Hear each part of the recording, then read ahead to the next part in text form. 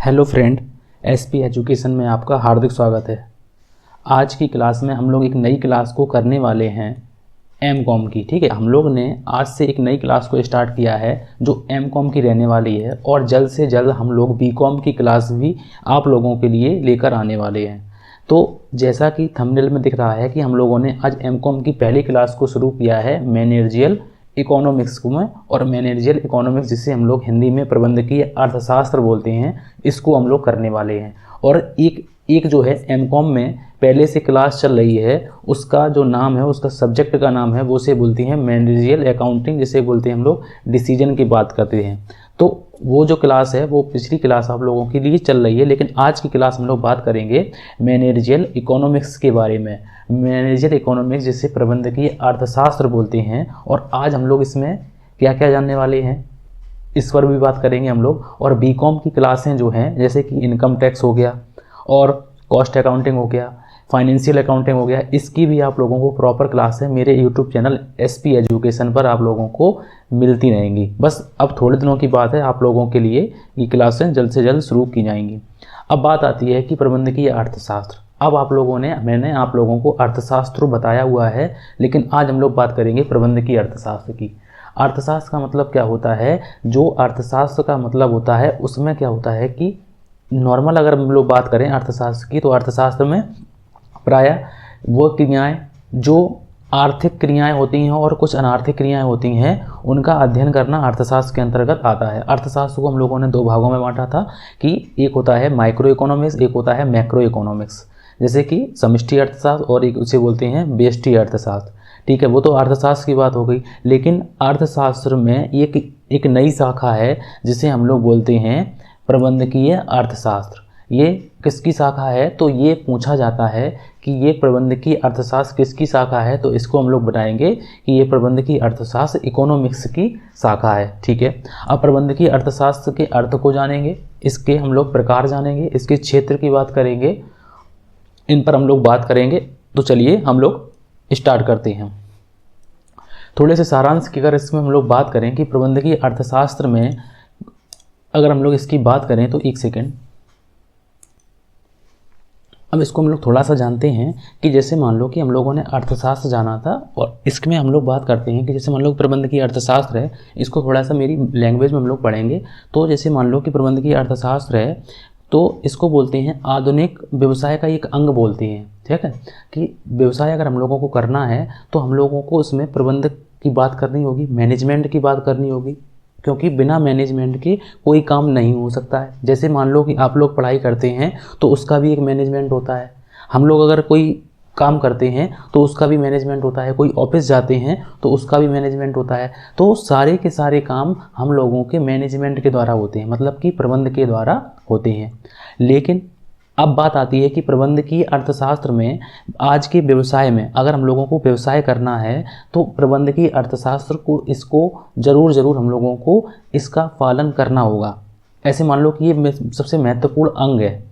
अगर वर्तमान युग की बात करें, वर्तमान व्यवसाय की बात करें हम लोग, तो प्रेजेंट टाइम में जो व्यवसाय चलता है उसमें हम लोग प्रबंधकीय अर्थशास्त्र को बहुत महत्वपूर्ण माना गया है, प्रमुख अंग माना गया है। तो चलिए हम लोग, आप लोगों को हो सकता है मेरी बातें कम समझ में आ गई हो, तो इसलिए हम लोग लिखने वाली बातों पर चलते हैं कि प्रबंधकीय अर्थशास्त्र आधुनिक व्यवसाय का एक महत्वपूर्ण अंग है। मतलब कि आज के व्यवसाय जो हैं, आज के व्यवसाय का एक महत्वपूर्ण अंग माना गया है। क्यों माना गया है? यह सामान्य अर्थशास्त्र का ही एक संशोधित रूप है। मतलब कि जो अर्थशास्त्र है, हम लोगों ने नॉर्मल बात की है अर्थशास्त्र की, और ये अर्थशास्त्र का ही एक रूप होता है जिसे हम लोगों ने पहले ही जान लिया है कि ये एक शाखा किसकी है, तो ये अर्थशास्त्र की एक शाखा है या संशोधित रूप है, जिसका व्यवहार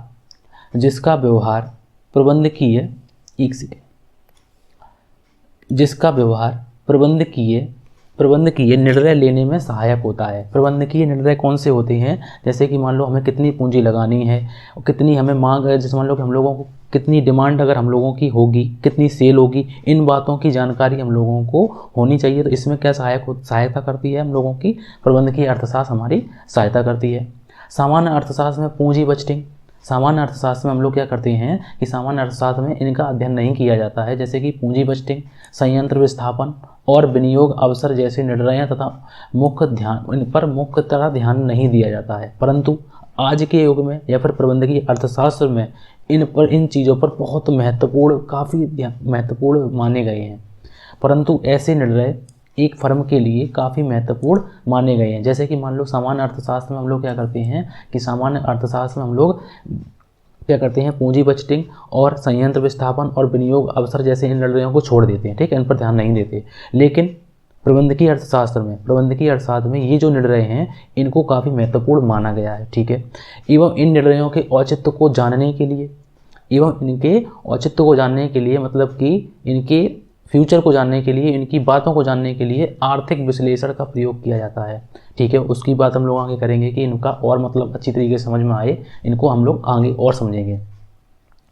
प्रबंधकीय अर्थशास्त्र, इतनी बात याद रखिए आप लोग कि प्रबंधकीय अर्थशास्त्र सामान्य अर्थशास्त्र का एक महत्वपूर्ण अंग है, ठीक है। और आज के युग में हम लोग अगर कोई भी काम करते हैं तो बिना मैनेजमेंट के नहीं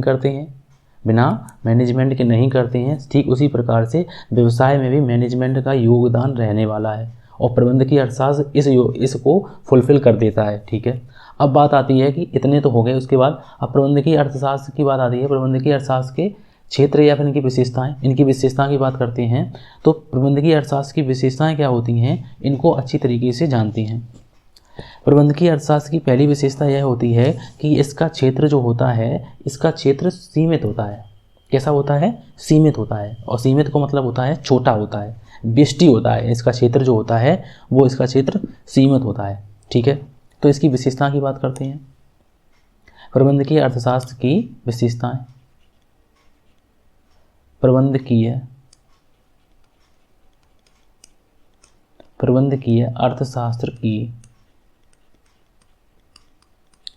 अर्थशास्त्र की विशेषताएं।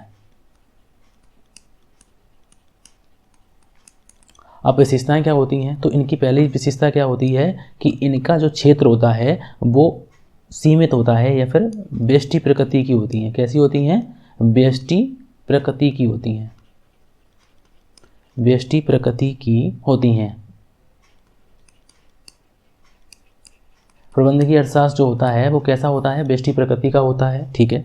आर्थिक सिद्धांत का होता है, आर्थिक सिद्धांत का होता है, जिसे बोलते हैं इकोनॉमिक थ्योरी पर बात करती है। जो प्रबंधकीय अर्थशास्त्र होता है वो पैसे से संबंधित काम जो होता है उसी पर ध्यान देता है, ठीक है। प्रबंधकीय अर्थशास्त्र आर्थिक सिद्धांत पर काम करता है, इस प्रकार से भी इसको बोल सकते हैं। और क्या होता है? प्रबंधकीय अर्थशास्त्र प्रबंध द्वारा निर्णय निर्माण में सहायक होता है, प्रबंध द्वारा निर्णय निर्माण में सहायक होता है, ठीक है। अब बात आती है कि इतना इसमें मोस्ट पार्ट नहीं है, कि विशेषताओं से ज़्यादा मोस्ट पार्ट नहीं होता है। तो इनके क्षेत्र की बात करते हैं। इनके क्षेत्र से आप लोगों को बहुत सी चीज़ें समझ में आएंगी और प्रबंधकीय अर्थशास्त्र का अर्थ भी और अच्छी तरीके से अगर आप लोगों को कम समझ में आया है तो यहाँ पर और अच्छी तरीके से समझ में आ जाएगा। प्रबंधकीय अर्थशास्त्र के क्षेत्र की बात करते हैं तो इनके क्षेत्र मतलब कि इनके स्कोप कहाँ कहाँ होते हैं, प्रबंधकीय अर्थशास्त्र का यूज कहाँ कहाँ हम लोग करते हैं, किस लिए करते हैं, इसमें इन क्वेश्चनों को हम लोग अच्छी तरीके से जान सकते हैं। कि क्षेत्र के विषय में विभिन्न अर्थशास्त्रियों का एक मत नहीं है, फिर भी कुछ मूल बातें हैं जिन्हें हम लोग प्रबंधकीय अर्थशास्त्री का क्षेत्र, प्रत्येक अर्थशास्त्री प्रबंधकीय अर्थशास्त्र का क्षेत्र मान रहा है। मतलब कि इसमें मतभेद तो है, लेकिन बहुत से अर्थशास्त्री जो हैं वो इनके क्षेत्र को मानते हैं। कौन कौन से वो क्षेत्र होते हैं, इनकी बात हम लोगों की नीचे कही गई है। पहली बात होती है कि प्रतियोगिता, इनकी बात में आती है प्रतियोगिता, कंपटीशन। अब कंपटीशन की बात आती है तो प्रबंधकीय अर्थशास्त्र में कंपटीशन की बात आती है तो हम लोगों को प्रबंधकीय अर्थशास्त्र हमें ये बताता है कि आने वाले समय में हम लोगों के पास कितना कंपटीशन रहने वाला है किसी भी व्यापार में, ठीक है।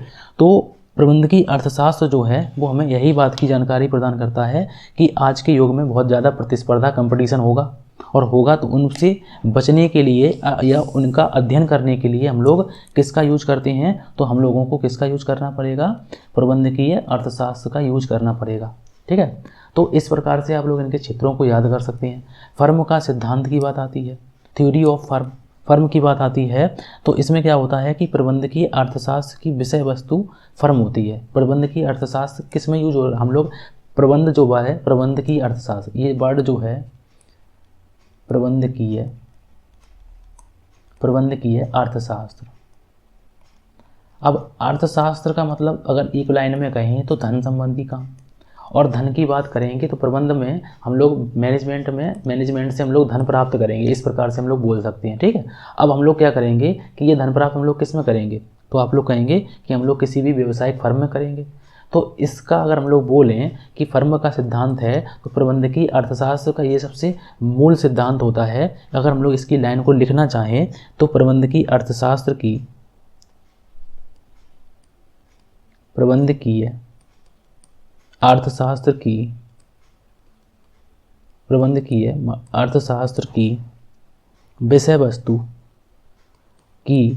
वस्तु मतलब कि मेन टॉपिक जो है, मेन विषय वस्तु है जो, वो विषय वस्तु फर्म मतलब कि फर्म होती है। यह फर्म के आशय, उद्देश्य और सिद्धांत इन विधियों पर बात करती है। प्रबंधकीय अर्थशास्त्र जो होती है वो फर्म में के उद्देश्य क्या है, फर्म के क्षेत्र क्या है, फर्म के सिद्धांत क्या हैं, इन पर बात करती है। फर्म में कंपटीशन कितना है, इस पर हम लोग बात करती है प्रबंधकीय अर्थशास्त्र। फर्म के सिद्धांत में आप लोगों ने जान लिया कि फर्म की विषय वस्तु, प्रबंध की विषय वस्तु ही फर्म होती है, और फर्म में मतलब बात करते हैं प्रबंध की, फर्म के उद्देश्य क्या है, फर्म के सिद्धांत क्या है, फर्म के रूप क्या क्या है, फर्म का आशय क्या क्या है, इन सब बातों की बात करते हैं हम लोग प्रबंधकीय अर्थशास्त्र में। उसके बाद मांग की बात करते हैं, मांग विश्लेषण एवं मार्ग, इसे बोलते हैं demand analysis and demand forecasting. मतलब कि डिमांड की बात करते हैं, मांग कितनी है, हम लोगों की आने वाले समय में मांग क्या रहने वाली है। ठीक है, तो इसकी बात करते हैं हम लोग मांग के सिद्धांत में। अब इसमें क्या होता है कि यह प्रबंधकीय अर्थशास्त्र का एक बहुत महत्वपूर्ण क्षेत्र होता है। कौन सा क्षेत्र, ये मांग का क्षेत्र। अगर मांग नहीं होगी तो हम लोगों के पास, अगर मान लो डिमांड नहीं होगी तो हम लोग लाभ कैसे कमाएंगे।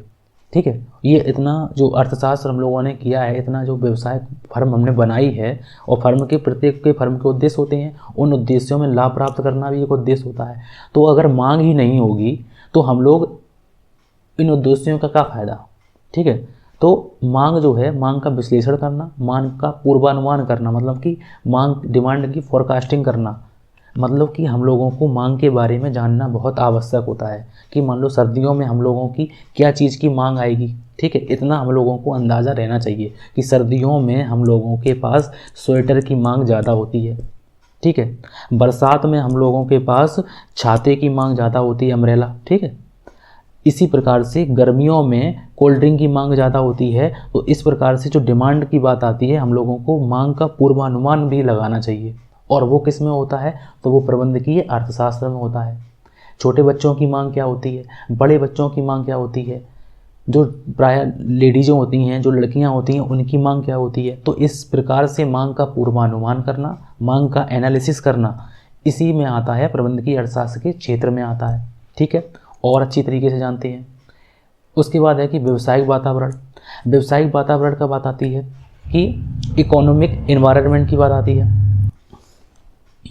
व्यवसायिक वातावरण की बात आती है जिसे हम लोग बिजनेस एनवायरनमेंट बोलते हैं, इस पर भी हम लोग बात करते हैं।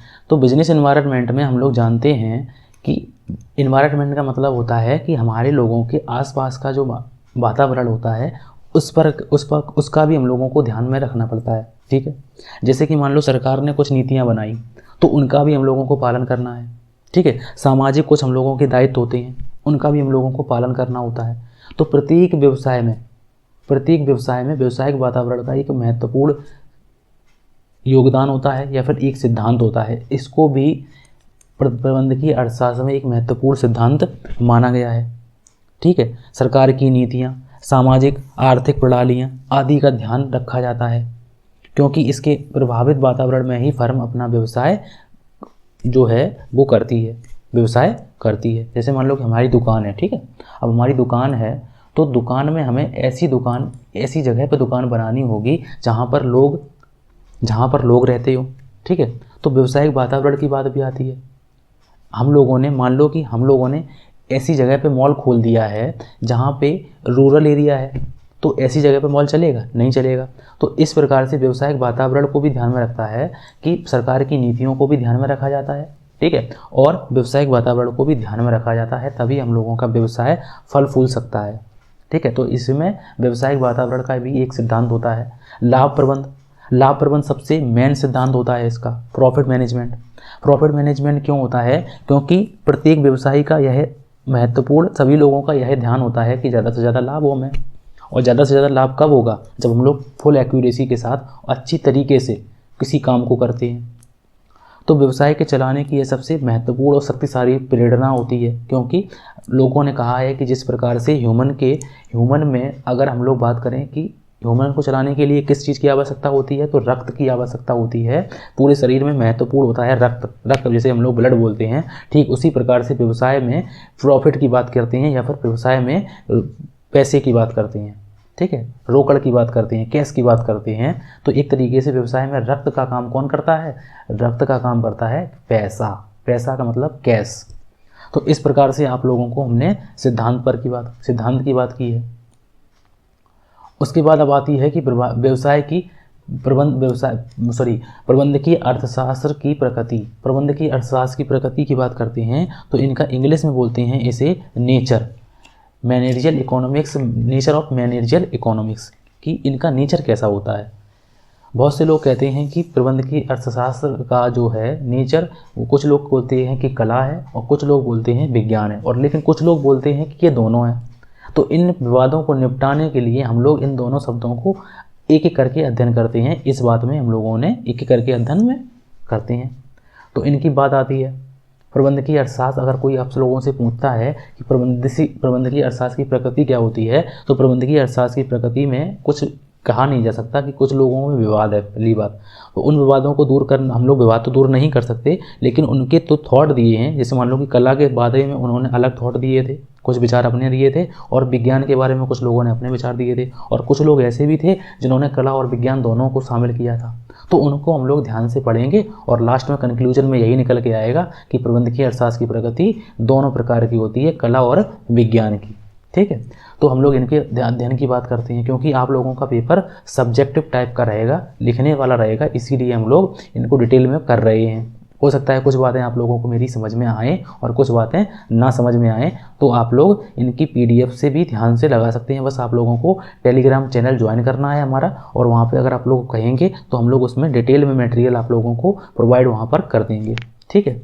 अब बात आती है कि प्रबंधकीय अर्थशास्त्र की प्रगति के बारे में। तो पहला पॉइंट लिखा हुआ है कि प्रबंधकीय अर्थशास्त्र कला के रूप में, प्रबंधकीय अर्थशास्त्र कला के रूप में क्या होता है कि managerial economics is an art, मतलब कि आर्ट के रूप में अगर इसे हम लोग निर्देशित करते हैं, तो कला हमें यह निर्देशित करती है कि हम किसी काम को कैसे करते हैं, ठीक है। कला का मतलब क्या होता है? आर्ट का मतलब होता है, जैसे मान लो कि कोई बच्चा है, ठीक है, कोई बच्चा किसी अलग तरीके से लिखता है, कोई बच्चा किसी अलग तरीके से लिखता है, तो सब लोगों के लिखने का अपना अपना एक स्टाइल होता है, ठीक है।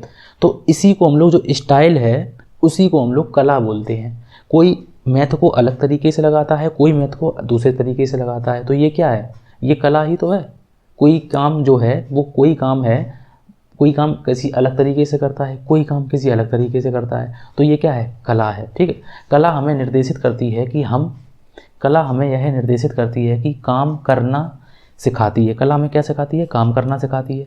कला क्रमबद्ध ज्ञान की समस्या विशेष के समाधान हेतु एक प्रयोग है, ठीक है।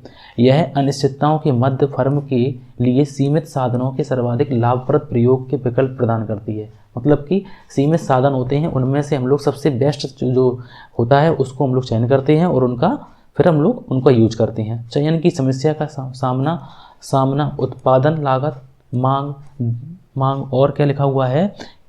एक सेकेंड, यहाँ पे ये गलत हो गया है, इन पर टाइपिंग गलत है।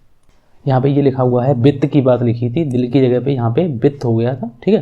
तो यहाँ पर हम लोग वित्त की बात करेंगे। मांग वित्त की स्थितियों में करना पड़ता है, ठीक है। यह प्रबंधकीय अर्थशास्त्र के क्षेत्र में होने के कारण कला है, ठीक है। तो इसमें हम लोगों को थोड़ा सा कम समझ में आया है, लेकिन हम लोगों ने इतना यहाँ पे जान लिया है कि कला को हम लोग किस प्रकार से बोल सकते हैं कि कला क्या है, कि किसी काम को किस प्रकार से करना है, ये कला है। ठीक है, अब विज्ञान के रूप में हम लोग इसमें जानते हैं। इस चैप्टर में ज़्यादा कुछ आप लोगों के लिए ऐसा कुछ है नहीं, लेकिन हम लोग जब शुरुआत करने वाले हैं तो उसके बारे में थोड़ा सा जानना ज़रूरी है। जब हम लोग डिमांड को पढ़ेंगे और डिमांड के प्रकार को पढ़ेंगे, इलास्टिसिटी ऑफ डिमांड पढ़ेंगे, तो इनके पार्ट में थोड़ा सा समझाने के लिए आएगा, तो उनको हम लोग अच्छी तरीके से करेंगे। फिलहाल हम लोगों को ये थ्योरी पार्ट है, इनको ऐसे ही पढ़ना है, बोरिंग रहने वाला है, लेकिन नहीं, हम लोगों को पढ़ना है। ठीक है, उसके बाद बात आती है कि प्रबंधकीय अर्थशास्त्र के विज्ञान के रूप में। प्रबंधकीय अर्थशास्त्र जो है उसे विज्ञान के रूप में भी बोलते हैं जब किसी तथ्यों के जो कारण सूक्ष्म परिणाम होते हैं, कि जब किसी तथ्यों के जो भी कारण सूक्ष्म परिणाम होते हैं उनको श्रृंखलाबद्ध तरीके से संकलित, श्रेणीकृत तथा विश्लेषित किया जाता है, तो इसी में हम लोग कला विज्ञान भी बोलते हैं। जहाँ पर मांग, लागत, मूल्य, पूंजी, लागत एवं वातावरणीय कारण तथा परिणामों का क्रमबद्ध अध्ययन किया जाता है।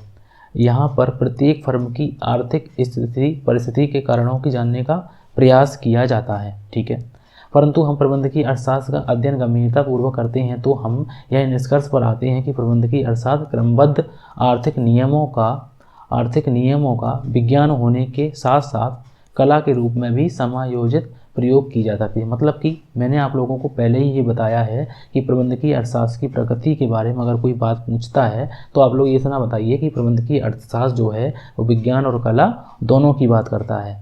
ठीक है, अब बात आती है कि प्रबंधकीय अर्थशास्त्र में अगर कोई आप लोगों से पूछता है कि प्रबंधकीय अर्थशास्त्री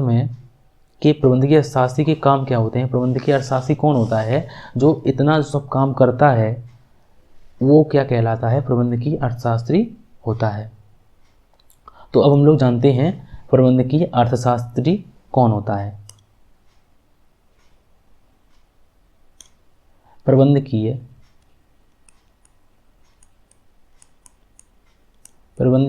अर्थशास्त्री। अब प्रबंधकीय अर्थशास्त्री कौन होता है, जिसे हम लोग बोलते हैं मैनेजरियल इकोनॉमिस्ट। अब प्रबंधकीय अर्थशास्त्री कौन होता है, इसको हम लोग जान लेते हैं। इसके बारे में हम लोग जानते हैं कि प्रबंधकीय अर्थशास्त्री वह व्यक्ति होता है जो प्रबंध के रूप में निर्णय में सहायक होता है। ठीक है, अगर मान लो हमें लोगों को कोई निर्णय लेना है, कोई व्यवसाय में कोई जैसे मान लो कि टाटा कंपनी है। ठीक है, अब टाटा कंपनी में कोई निर्णय लेना होगा तो उसके लिए कौन होगा, तो उसके लिए हम लोगों ने कुछ लोगों को अपॉइंट कर रखा होगा। तो वो जो अपॉइंट कर रखे हैं लोग, उन्हीं को हम लोग बोलते हैं प्रबंधकीय अर्थशास्त्री। ठीक है, अब प्रबंधकीय अर्थशास्त्री का काम क्या होता है, इनके बारे में थोड़ा सा हम लोग लिख लेते हैं और थोड़ा सा और जान लेते हैं कि प्रबंधकीय अर्थशास्त्री होता क्या है। जैसा कि हम लोगों ने लिख रखा है कि प्रबंधकीय अर्थशास्त्र का जो व्यक्ति अध्ययन करता है उसे हम लोग प्रबंधकीय अर्थशास्त्री कहते हैं। ठीक है, आधुनिक युग में, आज के युग में व्यावसायिक वातावरण में सभी देशों ने प्रबंधकीय अर्थशास्त्री के महत्व को समझा है और ज़्यादातर लोग अब क्या करते हैं, सामान्यतः लोग व्यवसाय की जटिल समस्याओं को समझने तथा भविष्य का अनुमान लगाने के लिए प्रबंधकीय अर्थशास्त्री को रखते हैं और उनके ज्ञान का प्रयोग करते हैं। ठीक है, अब बात आती है कि प्रबंधकीय अर्थशास्त्री के काम क्या होते हैं। तो प्रबंधकीय अर्थशास्त्री जो काम करते हैं, जैसे मान लो कि प्रत्येक व्यवसाय के 2 घटक होते हैं। जैसे कि अगर कोई पूछता है कि व्यवसाय के कितने घटक होते हैं, तो आप लोगों ने भी पहले पढ़ रखा होगा कि एक होता है बाह्य घटक, जिसे हम लोग इंग्लिश में बोलते हैं एक्सटर्नल फैक्टर। इसे क्या बोलते हैं, एक्सटर्नल फैक्टर। अब एक्सटर्नल फैक्टर कौन से होते हैं, उन पर हम लोग बात करते हैं। और एक होते हैं आंतरिक घटक, जैसे पर्यावरण में हम लोगों ने पढ़ा है उसी प्रकार से हम लोग इसमें भी पढ़ेंगे एक्सटर्नल और इंटरनल घटक। अब इंटरनल कौन कौन से होते हैं, इंटरनल फैक्टर्स। अब इंटरनल फैक्टर कौन से होते हैं उनको भी जानते हैं। तो एक व्यवसाय में याद रखिए कि अगर कोई पूछता है कि व्यवसाय में कौन सी घटकों का व्यवसाय पर असर पड़ता है, तो याद रखिए कि व्यवसाय में अगर हम लोग बात करते हैं तो इन पर नियंत्रण की बात की जाती है। ठीक है, अगर इन पर नियंत्रण की बात करें तो आंतरिक घटकों पर जो है, इंटरनल फैक्टर पर तो हम लोग नियंत्रण पा सकते हैं, कंट्रोल की बात कर सकते हैं, लेकिन बाह्य जो है, मतलब एक्सटर्नल फैक्टर पर हम लोग नियंत्रण नहीं रख सकते हैं। उसका रीज़न क्या है इसको हम लोग जानते हैं। जो हैं एक्सटर्नल फैक्टर होती हैं उनको हम लोग कौन सी बात करते हैं, जैसे कि मान लो कि सरकार की राष्ट्रीय नीति है, ठीक है। अब मान लो कि टैक्स की नीति में सरकार ने कुछ चेंजमेंट कर दिए हैं, ठीक है, इंपोर्ट एक्सपोर्ट इंपोर्ट की जो नियमों में चेंज कर दिए हैं, तो उससे असर क्या पड़ेगा, जो असर पड़ेगा तो वो वाई फैक्टर में आएगा, मतलब कि एक्सटर्नल फैक्टर में आएगा, ठीक है। सरकार की आर्थिक नीति, नियंत्रण नीति तथा वित्तीय नीति में क्या होने जा रही है, तो ये क्या है, ये हम लोगों की एक्सटर्नल फैक्टर है। प्रतिस्पर्धा की क्या स्थिति रहने वाली है, मान लो कि प्रतिस्पर्धा कहाँ होगी, कंपटीशन कहाँ होगा, बाहरी तो होगा, तो ये जो है इन पर बात करी जाती है एक्सटर्नल फैक्टर में। अब इंटरनल फैक्टर कौन से होते हैं, तो इंटरनल फैक्टर वो होते हैं जो व्यवसाय के अंतर्गत आते हैं, जो अंदर की बात करते हैं। जैसे कि मान लो कंपनी में पूंजी कितनी लगानी है, कंपनी में डिविडेंड कितना बांटना है, तो ये बातें कहाँ होती हैं, तो ये बातें कंपनी की हैं, तो इनकी बात आती है इंटरनल फैक्टर की बात आती है। तो आज के क्लास में हम लोगों ने प्रबंधकीय अर्थशास्त्र को थोड़ा सा तो जाना, लेकिन इतना अच्छी तरीके से नहीं जान पाए हैं जितना अच्छी तरीके से हम लोगों को जानना चाहिए था। हो सकता है आप लोगों को इंग्लिश का थोड़ा सा कम लगा हो मैटर, तो हम कोशिश करेंगे ज़्यादा से ज़्यादा आगे इंग्लिश में कराने की। अब बात आती है कि अगली क्लास में हम लोग करेंगे, तो अगली क्लास में हम लोग करेंगे डिमांड के बारे में, ठीक है। डिमांड से ज़्यादा क्वेश्चन पूछे जाते हैं, उन पर हम लोग पहले बात करेंगे और उसके बाद हम लोग बात करेंगे अगली बात की, ठीक है। डिमांड को जानेंगे, डिमांड के प्रकार बात की जाएगी और मतलब कि इनके टाइप की बात की जाएगी, इलास्टिसिटी ऑफ डिमांड की बात करेंगे हम लोग, ठीक है। क्रॉस डिमांड क्या होती है, इन पर भी बात करेंगे। तो अगली क्लास में हम लोग डिमांड को करेंगे। अगर आप लोगों को क्लास अच्छी लगी है तो प्लीज़ लाइक करें और वीडियो जो चैनल है उसको सब्सक्राइब जरूर करें, ठीक है। आप लोगों के लिए बीकॉम और एमकॉम की क्लासें हम लोग अब जल्द से जल्द शुरू करने वाले हैं। एमकॉम की क्लास हम लोगों ने आज से शुरू कर दी है और जो न्यूमेरिकल पार्ट की क्लासें हैं वो भी हम लोगों ने पिछली क्लासों में हम लोगों ने 2-3 क्लासें हो चुकी हैं, उसमें रेशियो की बात करी है, हम लोगों ने रेशियो एनालिसिस की बात की है, वो भी हो रहा है। तो आप लोगों को बस इतना करना है कि चैनल को सब्सक्राइब करना है। Thank you for watching.